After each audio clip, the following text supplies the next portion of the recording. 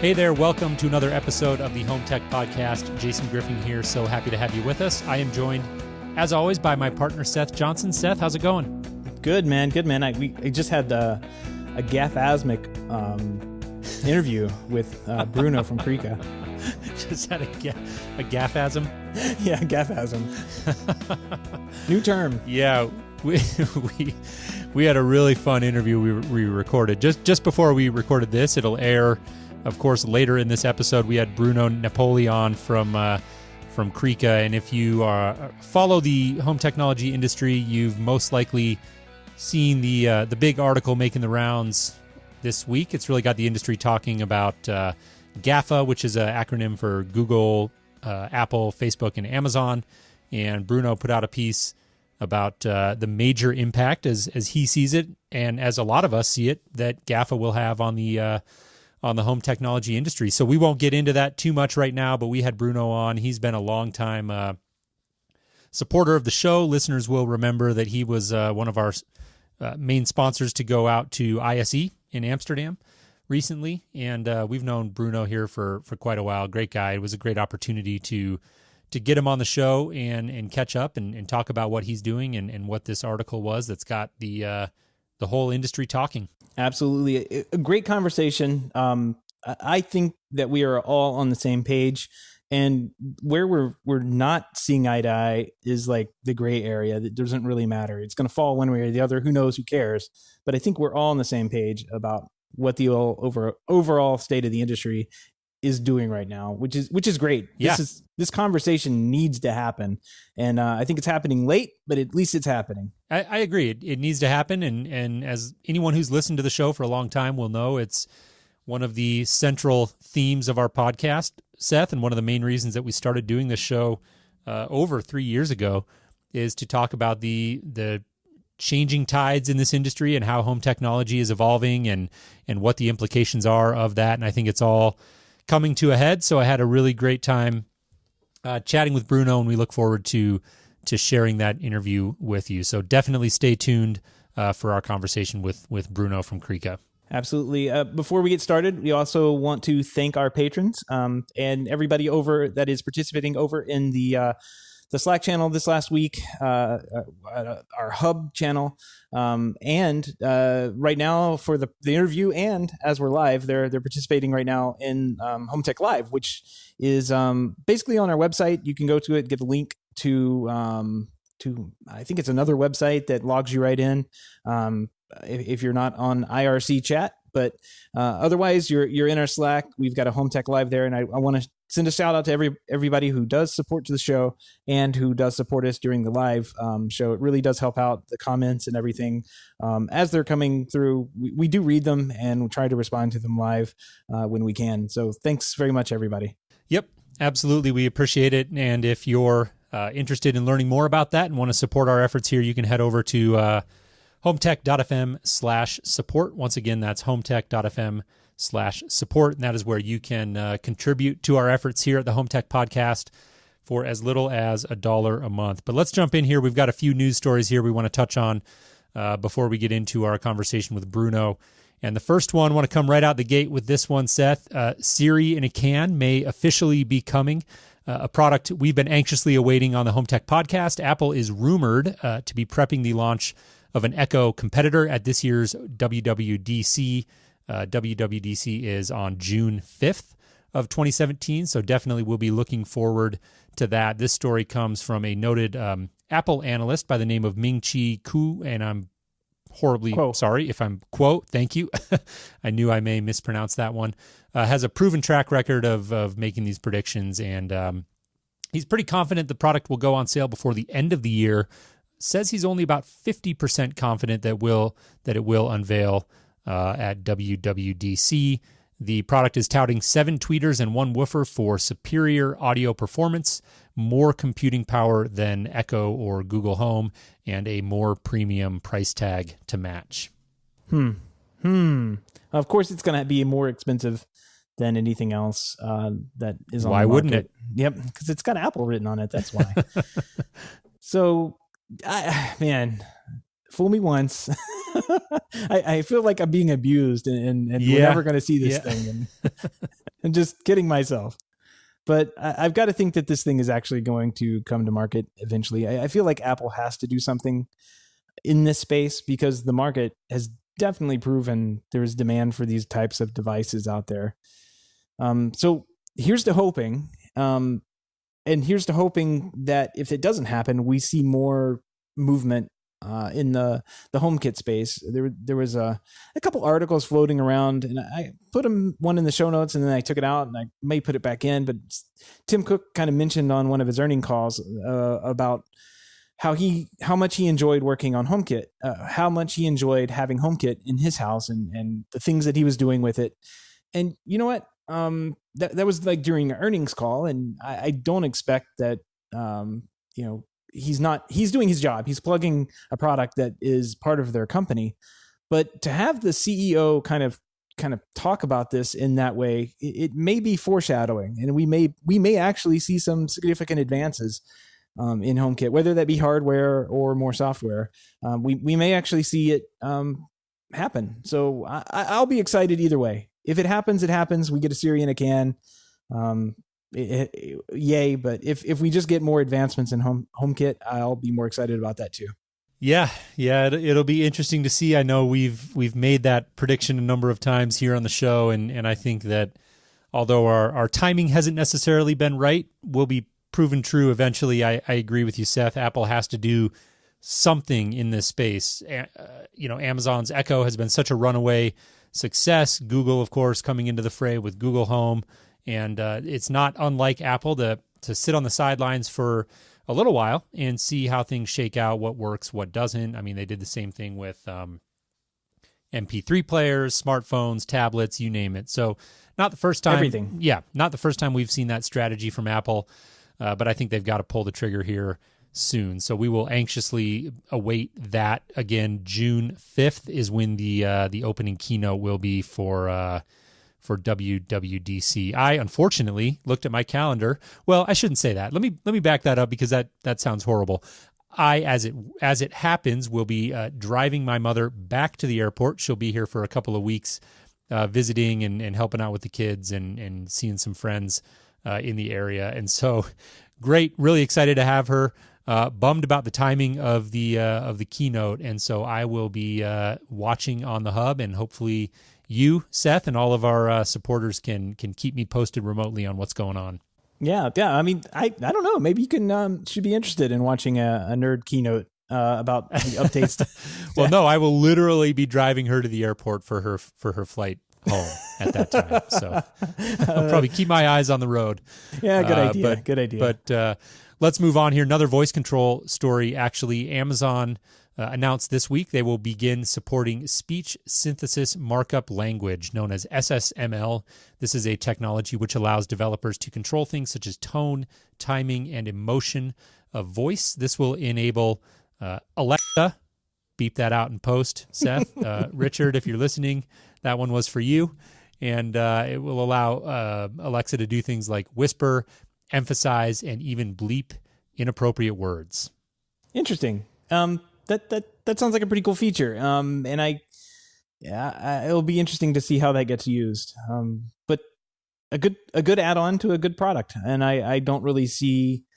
I don't really have anything to say about it other than yay. Yeah, it's pretty good stuff. Richard's in the chat room, and he reminded me that he had let us know when he initially joined the chat room tonight that he had muted his Echo or unplugged it or however he decided to do that. So Richard has learned his lesson. I think this is not a huge story, not going to really move the needle for the Echo one way or the other. However, I think the importance of this is in the fact that companies are continuing to work towards ways of improving voice user interfaces, or VUIs as they're often called, to make them more natural. I think there still is a lot of feeling like you're talking to a robot, and eventually where this all goes is feeling like you're having a conversation with another person. And I think this is just one more step in that direction. So it'll be good to see how that shakes out. The Alexa platform has now reached 12,000 skills, I read this week. So pretty impressive. I know it wasn't too long ago that we were talking about the number 10,000. And so they continue to plug along, which just to come full circle on our voice control stories here tonight speaks again to the point that I believe Apple's got to make a move soon here in this space, sooner than later. Yeah, I don't know about the 12,000. I mean, there's probably 50 that are actually useful and good to have. I don't know. Well, that's true. That's true. I don't think it's I don't think it's a matter of the quality of the skills per se in terms of the point I'm trying to make here. It's more about the developer adoption. Yeah. No, it definitely has been taken off in that direction. So we'll have to hope that maybe even getting the more human sound to the device adds that extra polish and gets more developers on board to develop more product for it. It's still early days for all this voice control. And I was just talking to one of our listeners this week about how voice control is so early on. And I mean, we're looking at the very beginnings of something. This is like playing with X10 lighting in the 80s. And now look at lighting control now. You don't use X10 anymore. You're using, Caseta, you're using RAW2, you're using Zigbee and Z-Wave, and Insteon. I mean, the products have all matured and really blossomed into some really amazing things, and robust solutions. And I think voice control will do the same thing. And hopefully this is all just kind of down on that same road. I agree. Although I'm sure there is at least one X10 user out there right now listening to the show and saying, "Wait, I have not switched to Caseta yet." Right. Yep. Well, here's probably a pretty good reason to switch over to Caseta, because I don't think that there are any skills for X10 anymore. In fact, I think that product is completely defunct. But if somebody still has it, they may want to consider upgrading, because the Ecobee has announced a new smart Wi-Fi thermostat. And I think we talked about the Ecobee 4 and the rumors and everything during the last couple of shows, but it's out and shipping now, and they've released all the details on it. We now know that it has a $249 MSRP, which is, I believe, the same as the Ecobee 3. It has the same power conversion kit, so if you don't have a C-wire in your system, you can actually out of the box install this thing without having the common wire. That's kind of a stumbling block for most thermostat installs. It comes with a remote sensor just like the 3, but this time the big flagship feature is Amazon integration. It has basically a built-in Echo Dot inside of the Ecobee thermostat with a little blue strip at the top and a speaker on the back with the microphones built into the thermostat.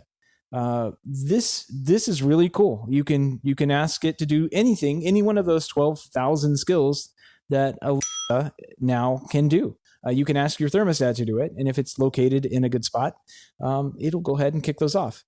Another couple of things that they announced, Apple HomeKit is still supported. That was supported before.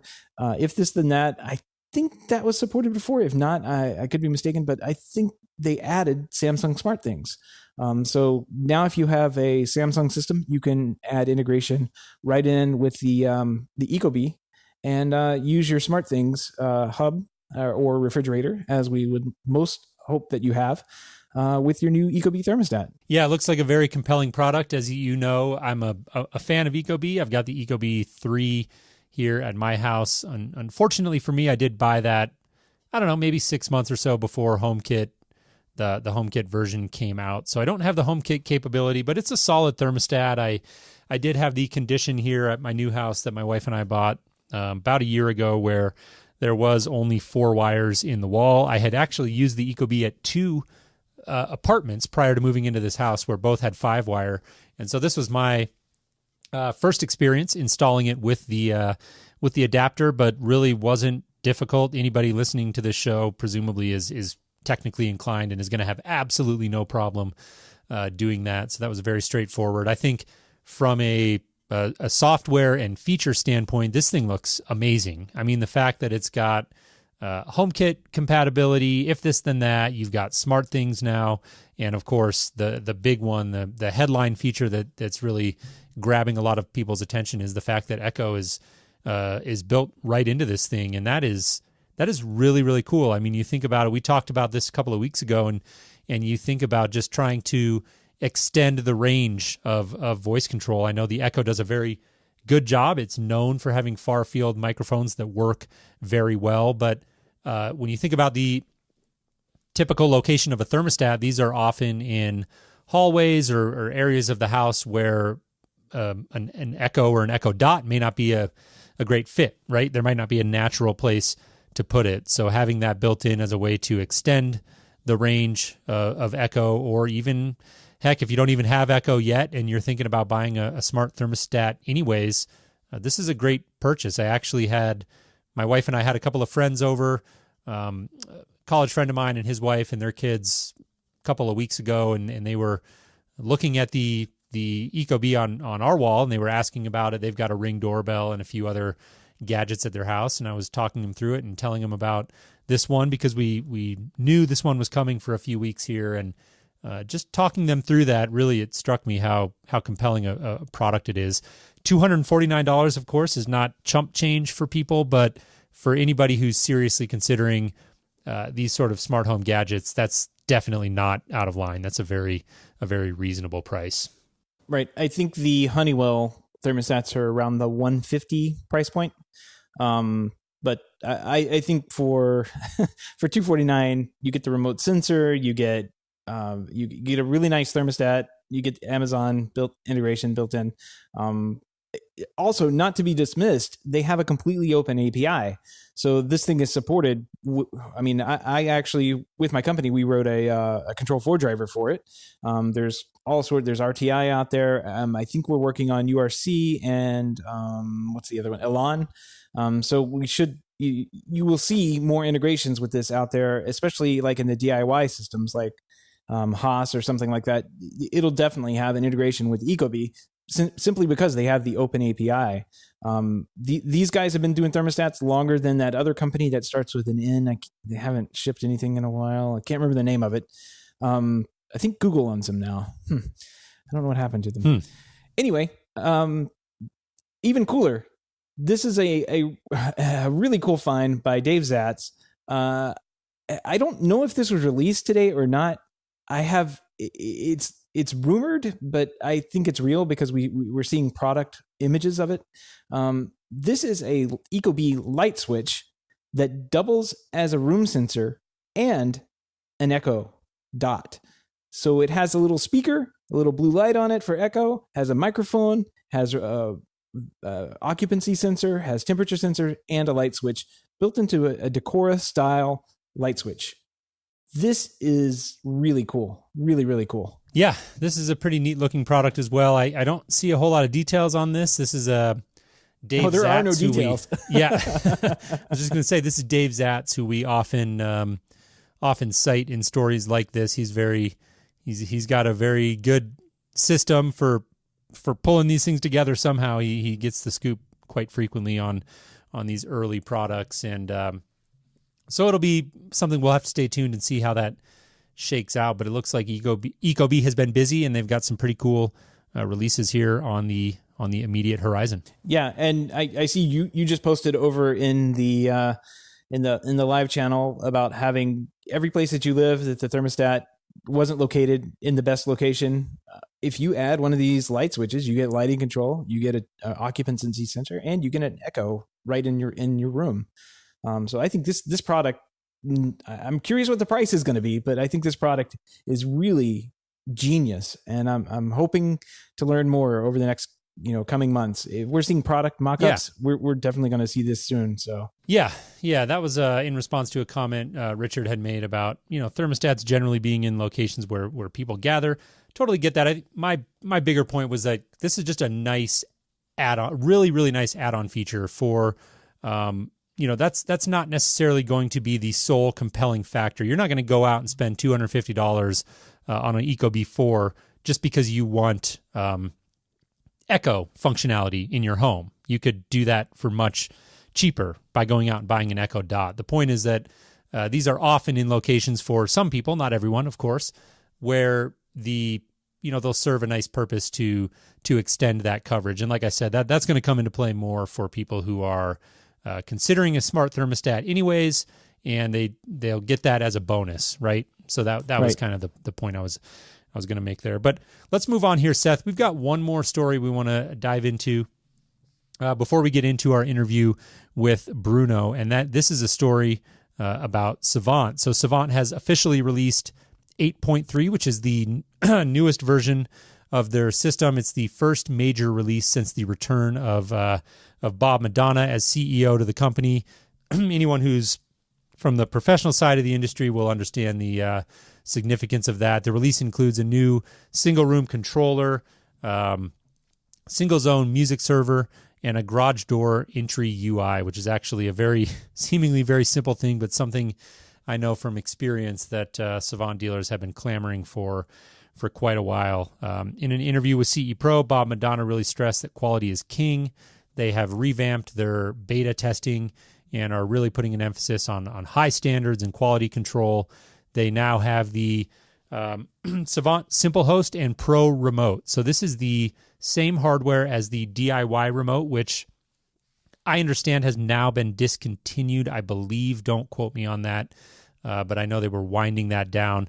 $500 for this, so same price point that it was before, but it is now Blueprint programmable, which is Savant's programming interface, meaning that it's a lot more flexible, and they're moving away from the kind of the widget-based programming, and part of the return of Bob Madonna to the company has really been a sharpened focus on the high end of the market and the custom installer. They've now got also a Music Server 1, they're calling it. This is a $1,000 media streamer, single zone. So a little bit on the high side if you compare it to something like a Sonos Connect, for example. But a couple of interesting things I noticed about this. The CE Pro article said that it has 6 IR ports, 2 RS-232, and 2 GPIO ports. So for the control geeks out there, that $1,000 doesn't just get you a music server, but it also supplements the control portion of your system. And the last thing they had as part of this update is some UI updates, including the ability to do custom pages. The garage door entry UI was part of that, to see if your garage door is open or closed. Sounds like a very simple thing, but surprisingly something Savant was missing for a while there. And then also the ability to control the order in which scenes are displayed. So quite a bit of information there to put a bow on all of that. A big release for Savant, their first big one since Bob Madonna's back, and it's good to see Savant, I think, moving in the right direction. Yeah, I did not realize that the music player had the GPIO and different control options on it. That's actually really cool. I wouldn't get excited about a music player by itself, especially $1,000 music player. But if it has control options, that is one of those things that you can kind of just add on to the system, and it gives you more options. It takes care of a lot of control for you, takes care of a lot of inputs and outputs that you would have to worry about if it wasn't built in. So really cool to see that. I want to get my hands on some of this stuff and see what you're doing with that music server that you couldn't do with something else. But I know that Savant is kind of one of those companies that likes a closed ecosystem and to use all Savant products. So maybe they're just kind of responding, really doing what I think they do best, is responding to their dealers and their needs. And it sounds like they have hit a home run here. Some of these things sound trivial, like the reordering of services and scenes, but I know how Savant is made, that's not trivial. And I am glad to see them moving forward. This is really good stuff. And I'm pretty sure any Savant dealer out there will be happy to see these changes. Yeah, and I think that generally it benefits the end user as well. These, like you said, may sound on the surface like relatively small or trivial changes, but I do believe that all of these represent Savant, like I said, moving in the right direction and will ultimately translate into a overall better user experience. Absolutely. Well, Jason, I think that's the last story we had for the show tonight. Should we go ahead and jump into the interview we had here with Bruno? Yeah, let's do it. Let's jump in. Again, we had Bruno Napoli on from Krika, and we talked a little bit about it at the beginning of the show, and so I won't dive into it too much more here, but I really hope that you tune in for the entire interview. It was really A very fun conversation. Definitely, Seth, I would say one of our most passionate interviews we've ever done to date. A little bit different, I think, than any interview we've ever done in our 3 years of doing the show. And so really enjoyed it. And without further ado, we'll present to you our conversation with Bruno. Thanks so much for tuning in. Hey, Bruno, welcome to the show. How are you? I'm very fine. Actually, I'm talking from the future because I'm talking from Paris in France, and it's already May the 4th. It's a time traveler. Well, yep. Yeah. You're a man of many talents, Bruno. We appreciate you staying up late and joining us for the show.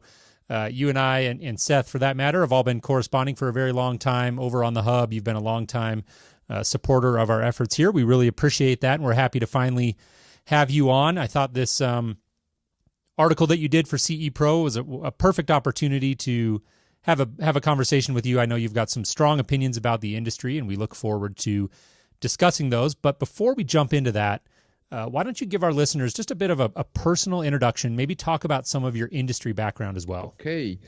So I'm Bruno Napoli. I'm living in France, in Paris.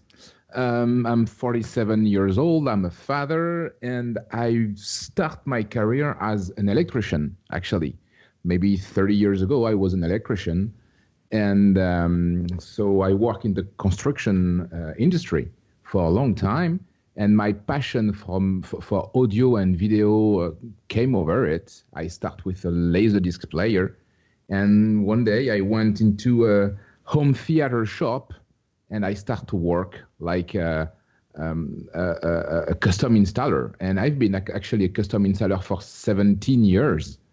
And then I had a company where I was manufacturing Blu-ray and DVD servers, something like Kaleidescape. And from that Blu-ray and DVD server comes Krika. And that's the way it comes. We create Krika to solve some little problems that we have with our custom installer and the servers. Okay. Yeah, and I know you've told me this story before, but just to clarify that a little bit, you invented Krika really to solve those problems, but you have now taken Krika and expanded that out into its own RSM offering to help integrators do remote supervision and management of systems. So talk just a little bit about Krika specifically as a business, and then after that we'll jump into some bigger conversation about the state of the industry. Okay. So actually, as I was telling you, I had and I still run a company called B&M Video, and we are manufacturing for the French market and a little bit of Europe, Blu-ray and DVD servers. And the problem that we face is that we spend too much time to help our custom installers with the network problem. And the thing is, it was really time consuming for me because I had to help them resolving all the network problem. And at the end of the day, if the network is not working, my servers are not working. And I just can't tell to my clients, you know what, do it yourself and come back to me when your network is working. I just can't say that. So we had to find a solution. We had to create our own tool to analyze the network, to try to help my custom installer so I can tell them, look, the problem is just here. And at the beginning, we just wanted to make this little tool only for the servers. And in the end, it was working so well that my brother and I, Julien, actually, who is the guy behind the code, Julien just told me that if we want, we can just extract the code from the server and put it into a Raspberry Pi. And I say, okay, let's do it. And once I saw that it was really working well, I said to my brother, you know what, you and me, we're going to create a new company called Krika, and we're going to sell this worldwide. And by that time, I was not aware of any other device that was doing this. Right. We've talked to a couple of guys out there. I think we've had the guys from IHG on the show. Yep. There's been a couple of competitors even pop up while after you started up. Yep. One quick question I have: where's the name Krika come from? Okay. That's my brother Julien. Sometimes you can spend 2 years just to find the name of your company, and actually Julien said, "Okay, we are handling a lot of flow of informations." So he thought about flow, river. Okay, let's river, the river of data. So he went into Google Translate. He typed river, rivière en français, so rivière in French, and then he clicked on all the language, the translation of rivière in all the language of the world. And when it came to Hindi from India, it was Krika. So he said, "Oh, nice name." And it took him, 25 seconds to find the name of Krika. There you go. That's all. We didn't have to pay a very expensive company to find the nice word of something like Krika. We find it within 25 seconds, and that's okay. Very cool. Very cool. I know Jason has spoke with you about Krika on one of our show episodes. I think it was one of the CD episodes, and we'll have to link to that in the show notes. But I know that you wanted to talk a little bit more tonight about this article that just blew up over the weekend, over the industry. Yeah, for our industry. We've seen it everywhere now, and I'm on a couple of private forums, and they've got postings on there referencing it and people talking about it. It's really gotten the industry talking about what you have. I guess it's a French term, but what you've called GAFA, GAFA, which is Google, yep, Apple, Facebook, and Amazon. And I think yep, we're going to have to call it GAFAS because Samsung Smart Things is in there too. Yes, but if we can add also Microsoft, so it's GAFASM. but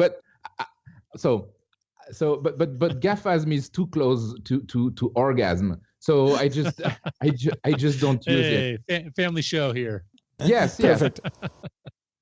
So actually, GAFA is a French term that we use when we want to talk about the big guys. But it's not just Google, Amazon, and Facebook. It's a general term to talk about all the big industry, the big IoT industry. Okay, mm-hmm. So we use that term now, and actually I was very surprised because no one in USA knew the term GAFA, and actually I thought that this term came from the USA, and I found out that it's typically a French term.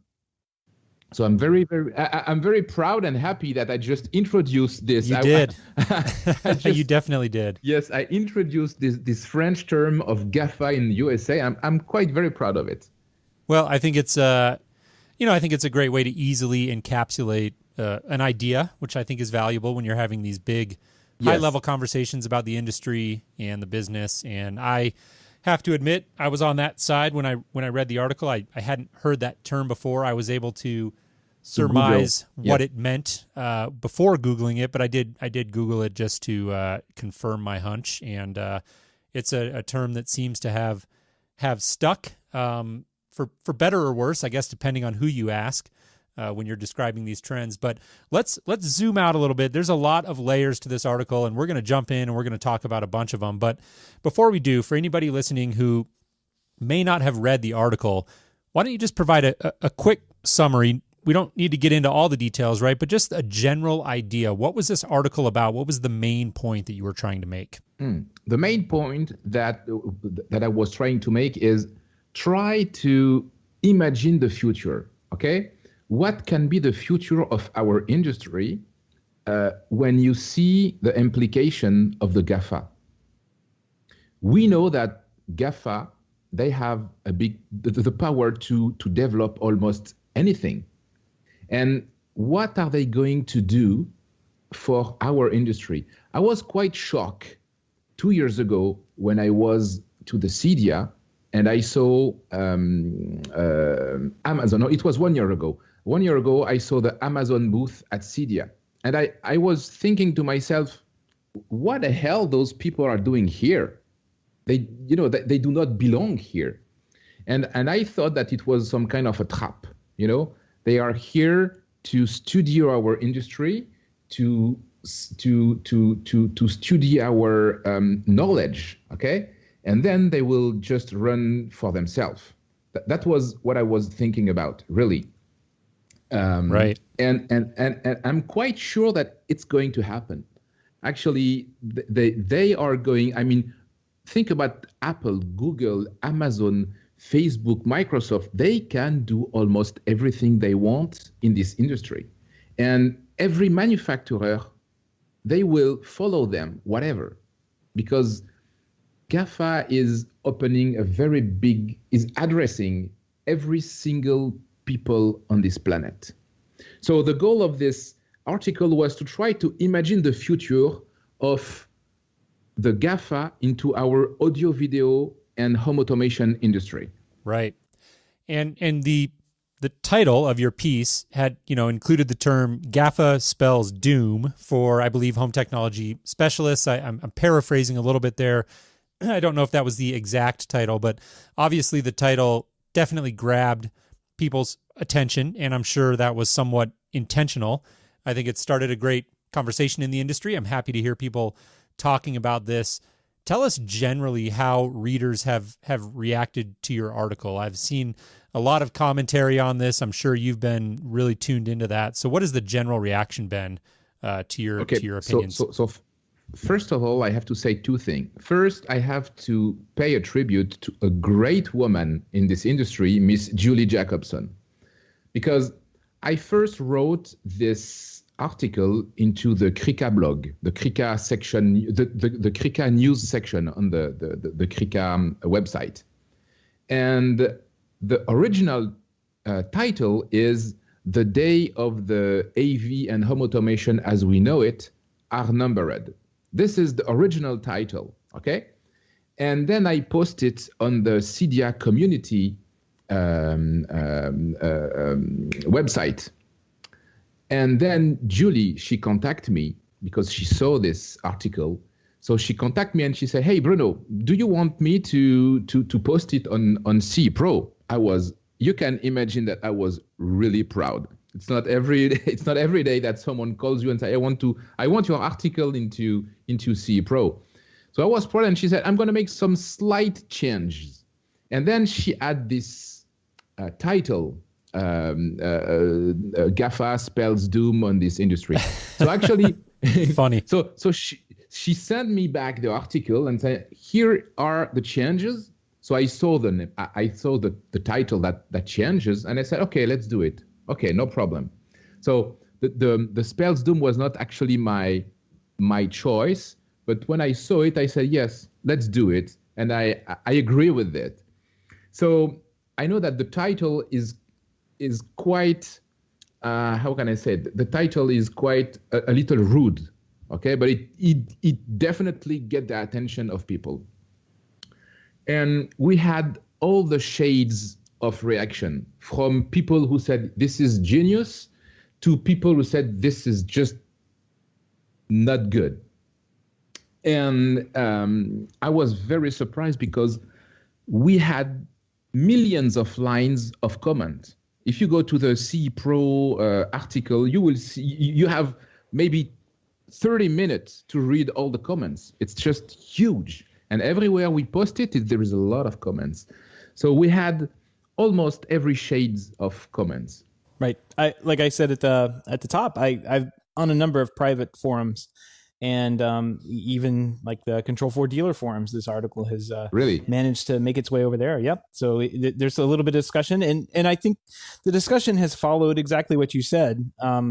It's gone from head in the sand, nothing's going to change, to, hey, this is right on track with what I believe. And everywhere in between. I mean, everybody has their own opinion about what's going to happen. Most of the interesting debate, I think, has been around this high end versus low end market segments. Which and I don't know if I exactly agree with most of what people are saying about high end and low end. I don't think there's a difference. I think we're all integrators and we all kind of do the same thing. And if we're going to make it as an industry, we just need to drop high end and low end and just focus on being integrators. What do you believe? Which market segment do you believe is more threatened than the others by this GAFA intrusion or disruption into the market? Okay, I'm going to answer with something. I'm going to tell that the real danger for us, for our industry, will come from the construction company, the electrician. Electricians, since a long time, they've been competitor with us. Okay, so many electricians are doing not a good job with AV and home automation, but they are on the field. You know what I mean? Since the very minute of the job, they are on site, and they can sit on the same table as the electrician and with the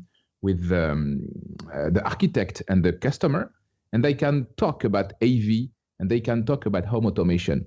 And unfortunately for us, for custom installers, we are called late in the process of construction. So the real danger comes from electrician, because GAFA will provide cheap and good products for the electrician. Because if they address directly to our little industry, they will not make a lot of money. GAFA, they want to make a lot of money. So they will address to the people that are, to the industry that is the most able to sell the products. And it's the construction company, the electrician. Those people are going to take almost all the market. And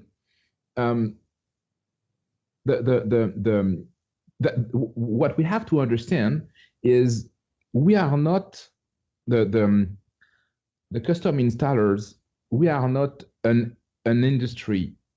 We are part of the construction industry. You know what I mean? Since the day we left our shop to go at clients' venue to drill holes on the walls, we are not custom installer we are not a dealer in a shop anymore. We are part of the construction industry. And if you follow the logic, we have to melt with the construction industry. You know what I mean? And all this should be just one big industry. And I think that big construction company and electrician, they will open a special section, and they probably hire custom installer to open a department of AV and and home automation. This is what I believe. So I want to jump in here. I got a couple of points, and this is one that Seth and I have talked about on the show. Last week we talked about this article and have touched on the fact that he and I part ways on this a little bit. I do see the industry in segments. I don't see it as one big industry, although in a sense it is. Of course, there are different companies if you look at just one market, you've got certain integrators who are serving a very high-end clientele and maybe doing 50 to 100 projects a year. Yes. You have other integrators who are serving very low clientele and are doing, hundreds or more of installations a year, right? And so these are different segments of the market. They have different spending habits and different preferences and all this sort of thing. Jason, let me just finish real quick, Bruno. Here's my question. Do you see GAFA being a threat to the industry as a whole, at like the same across the board, or do you see different segments of the home technology installation market being more under threat than others? You cannot say it like this. I think that it's going to impact the whole market, 100% of the market, but not in a bad way, in a good way, because everyone will want a GAFA product. When GAFA will be able to provide shades and lighting stuff cheap, everyone will need it. Everyone will want it. So it means that we are going to need millions of installers to install this. You know what I mean? So it's a biggest opportunity for our industry than it's a danger. it's a danger if we do not embrace this opportunity. If we just say that, okay, I don't want to change my business model and I'm going to stay and work like I'm working since 20 years, you're going to die. But no, and I agree with you in the sense that, yes, I do think that GAFA will have an impact on the entire market. Yep. Totally agree. But I don't think, and this is where Seth and I have had our debates on the show about it, is I don't think we can have this conversation. I don't think we can do this conversation justice if we paint with only black and white. There are shades of gray to this. So all I would say is I believe that there are high-end integrators in every market who are going to be affected by this, but to a much less degree and over a longer period of time than at lower ends of the market, where I think the changes are much more immediate and much more substantial. Jason, there will always be people who want to buy stuff and have people to install it. Okay, so this will not change, and this GAFA will bring more and more and more job on the market. Okay, it's just, I think, the products that will change. There is a lot of products will change. It will not be our little industry products that will be installed. Let's take a company like Legrand, for example, okay? I have this company on my radar since a long time. Legrand, they buy a lot of little companies that are involved in the audio, video, and home automation, okay? They just buy a lighting company just some weeks ago. What I mean is a company like Legrand, who have almost all the electricians in the world, okay? They can provide to the construction industry and the electrician a lot of AV, home automation, audio, video distribution for the electricians. So it means that there is going to be much more house with audio, video, and home automation than today. So it means that our industry, we have a big opportunity right now if we want to work with the construction industry. This is our future, and we have a big background. We are very valuable for the construction industry. This is what I think. The future of our industry today is in the construction industry. Interesting. And I kind of want to defend myself a little, Jason. I don't believe that there are going to be problems in a per market segment. I do believe there are going to be problems on a per company basis. So if you have a super high end company, they're going to be affected in some way by this. And like Bruno's saying, all this talent is going to have to come from somewhere. Yep. And we're going to have electricians, HVAC. Somehow we're going to have plumbers trying to get in on the home automation game. So it's all of this pressure. Even if you are sitting at the high end, putting in super high end home theaters and everything, it just starts to whittle away at what not so much the bread and butter, but what keeps the lights on type work. Is little small camera jobs I could see disappearing completely because of these nice new ring light floodlight things that are coming out.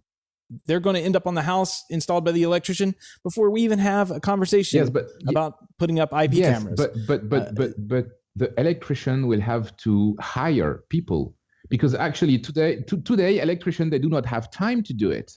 Okay, so every electrician company, every construction company will have to grow to follow the market, because and this could be very well be the high end of our market moves into some type of hybrid electrician / high-end home theater company. I don't know. I don't know what this is going to look like, but I think we are looking at some serious changes as far as how companies are structured moving forward. It's not the death of our industry. It's a change. It's an upgrade, actually. I'm thinking about one of the big advantage of this.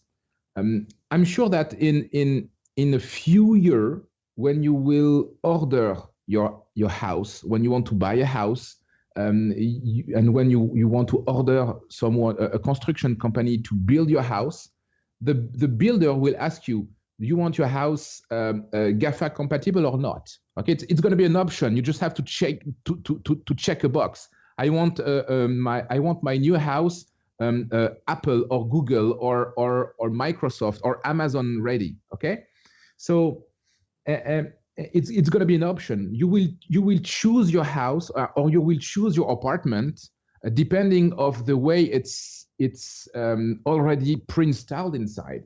Okay. Yeah. And what's fun is the maintenance contract. It's going to solve a lot of problem. Actually, we know that our industry is struggling to sell service and maintenance.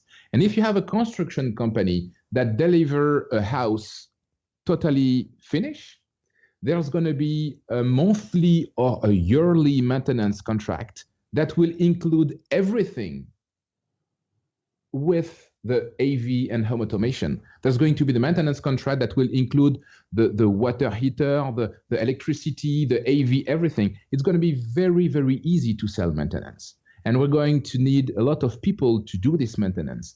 So it's a unification of two industry, and it's going to be huge, and there's going to be a fortune to make for all the home technologists of today who wants to embrace the construction industry. I agree. And that was one of the questions that I definitely wanted to make sure we touch on. I think that just to sort of put a bow on that last section, because we talked about a lot of different things there and it went in a few different directions. I want to, for the purposes of the rest of this conversation, I want to set aside the debate over high end versus low end a little bit, and let's just sort of agree to disagree on that point. I think we're only debating a matter of degrees at that end of the market, anyways. And so, more importantly, I want to focus just on the bigger picture here. And so, when we talk about construction companies taking over the smart home, I agree. We're already seeing that. A lot of the biggest builders here in the U.S., and Seth and I talk about this all the time, are marketing their homes as HomeKit compatible or works with Nest, and so we're already seeing the beginning of that.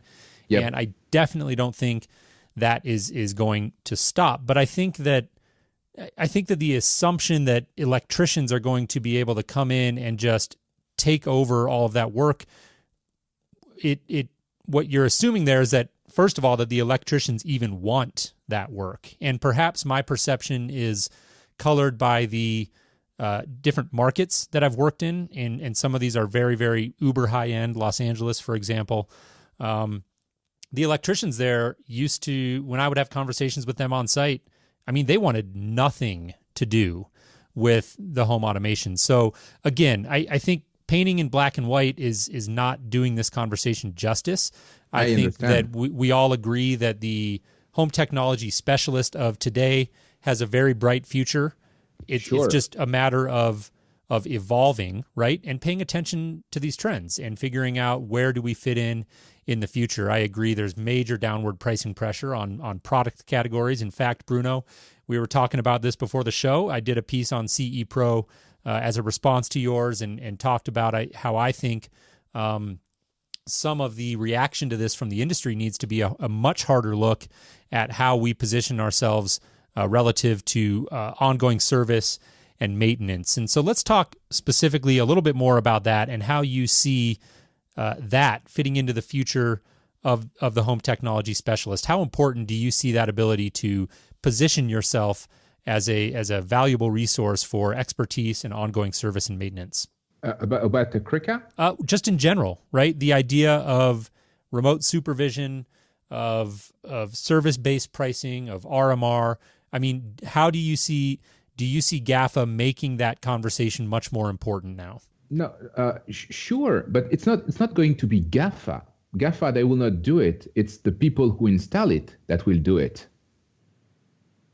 You know what I mean? The GAFA, they will just GAFA and the partners of GAFA, okay? Because there's going to be a lot of company that will do GAFA compatible products.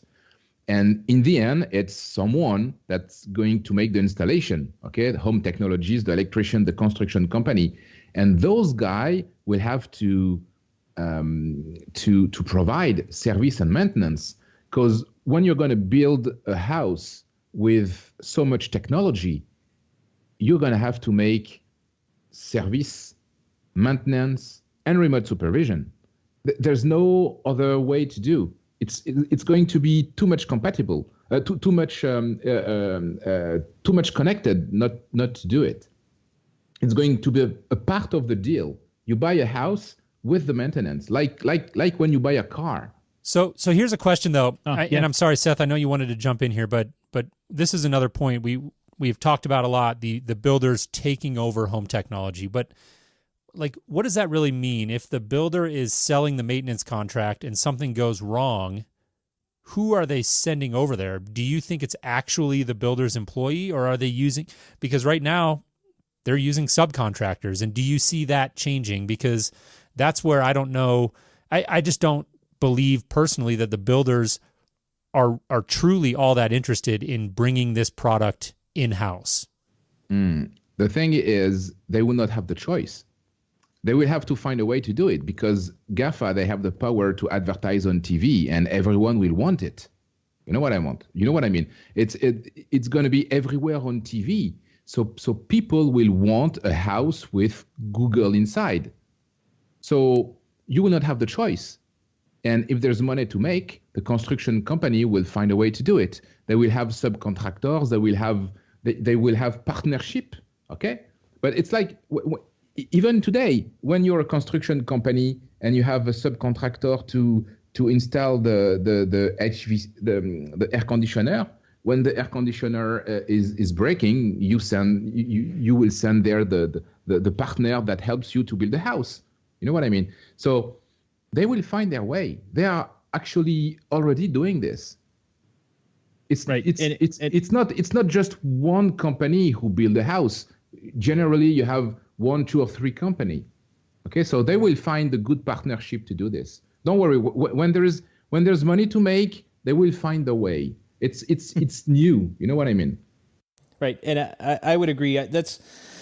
We're seeing this play out now. I think Jason, you mentioned the national home builders that are setting up direct relationships with manufacturers. So they'll set up a direct relationship with a HomeKit lock and a HomeKit thermostat and a HomeKit lighting package, and they'll build this into their production home. And like Bruno was saying, it's just a checkbox. These guys will add it onto your house and they'll build it in. There'll be no customization. It's not custom installed. It's just installed. And I mean, these guys aren't doing that out of the goodness of their own heart. If they could figure out how to build your house without water pipes, they'd do it. If it saved them $1. It's ridiculous what those guys do. This is not like altruistic from them. It's something that they're being forced to do by, quite honestly, it's our generation that's going out and buying new homes and wanting some smarts built into them. But what we're seeing with those guys is and I'll kind of tie back to an old company I used to work with, and maybe link to a story that's in CE Pro about them. Claire Controls. Now they go and they talk directly with home builders. They build a technology package around that particular home builder, and they sell it directly into the home without a custom integrator. Yep, and they give back. They give back some money monthly or yearly to the custom installer. They give, and maybe to the builder too. I haven't checked into their business model in a very long time. When I worked for them, it was a completely different product, but it's happening now, and you'd be naive to think that they're the only company doing this. I guarantee you, Legrand and major players. There's going to be a lot of different business model, right? But they will do it. You know what? One of the big advantage to sell GAFA product is when there is a problem, your customer will not be able to blame you. Let's take an example. If you have a problem on an Apple iPhone, you can turn on TV, you turn on CNN, and CNN is talking about this problem. So everyone in the world know that on this iPhone, there is a problem, and no one can blame anyone. They know that Apple is working on the problem. Okay. So actually, if you sell a home automation system from our industry that just no one knows about it, if there's a problem, you are responsible for that crap that you sell. You know what I mean? But yeah, that's a good point. When you sell an Amazon stuff, okay, they will trust Amazon more than you. They will trust Apple more than you. So if there's a problem on the Apple stuff that you sell, they cannot blame you because they know that Apple is working on it and within 2 days it's going to work. So you can relax and rely on very big manufacturers, and everyone is peace of mind. You know what I mean? Actually, we are working with small company that do not have the power of communication and the power of the money to invest in the research and development. So when you sell GAFA product, you sell peace of mind to everyone. Well, I think that's another one that I want to touch on, because I think there's another assumption there that I don't agree with, and that's the one that all of these products are just going to work. I do agree with your point of perception, and I think that's a really good observation, that part of the challenge that we as an industry, as home technology professionals have had, is that we are bringing to the table what has traditionally been a very exotic product, something that a lot of our customers have never heard of before. And so when it doesn't work, it's very natural for them to feel like, why did you sell me this? Right. And so I think your observation there about selling GAFA products and how that may help alleviate some of that perception of responsibility is actually very interesting. I hadn't thought about that before. And I think that's a very good observation. Where I disagree with you, though, is that consumers really can have a long-term peace of mind using these products, because quite frankly, I don't believe that just because of the big technology behind them that they are going to work consistently and reliably. I think that we've seen it over and over. You know what? They will change every year. They will change the Amazon Echo stuff. You know what I mean? It's cheap. You can change all the Echo of your house for nothing. That's true, but people don't want to go out, even if it's only $100 or $200 device. They don't want to necessarily have to go out and buy that every year. So here's my question: is the builders? I think the builders and you guys talk. We have talked about the electricians looking at the market and saying maybe there's some money to be made here. But I think a lot of that might be built on the assumption from not being out in the trenches like a lot of us have been for so long, and knowing how these things actually work, that you're going to be able to set it and forget it, and clients are just going to take care of themselves if something does go wrong. And that's where I disagree. I think there is going to be a huge need for ongoing service and maintenance of these GAFA systems. And I don't think electricians or builders are A, qualified, or B, interested in providing that support. I don't know. They can open a new department into their company, or they can partnership with actual custom installers. There is many ways to do it. There is a fortune to make, and everyone will want this. Okay, so let's take the money. I like it. and we agree on that. So the thing is the future, the real future of our industry is partnership with the construction company. Yes, or perhaps even an electrician. I mean, I can really see a huge advantage. Yes. That an integrator would have being able to install high voltage equipment over another integrator who can only install low voltage and only install security systems. I mean, having soup to nuts is a huge thing. Everybody wants to have one. I think Jason uses this term, one neck to ring. Yep. I think that everybody wants to go to one point and say, "You're the problem. You fix it." And if it's an electrician who does home automation, it's really easy to pick up the phone, get in touch with their service department, and bring somebody in their crew that knows what's going on and have them fix it. Absolutely. And you know what? If today I want to create my own home technologist company, I will first start to make an electrician company first for 2 to 3 years. And then when I have a listing of a lot of customers, then I open a home automation and an AV and home automation department. Yeah, I think you're both right. I think there's value in having both of those under your tent. I again know that a lot of the electricians I've worked with they're just there's a different mentality, a different approach to the market there, and I think that I think the point that we all agree on is there's plenty of opportunity here. There are going to be a lot of dollars spent on home technology here in the coming decade, more than we've ever seen before as a whole, and so it's just how do we get a piece of that, right? Jason, keep in mind that it's not going to be the same products. When I'm talking about electrician, you are thinking with the products actually into our channel. Very complicated product that needs hours of programmation. No, I'm not though. I'm thinking about. What I mean?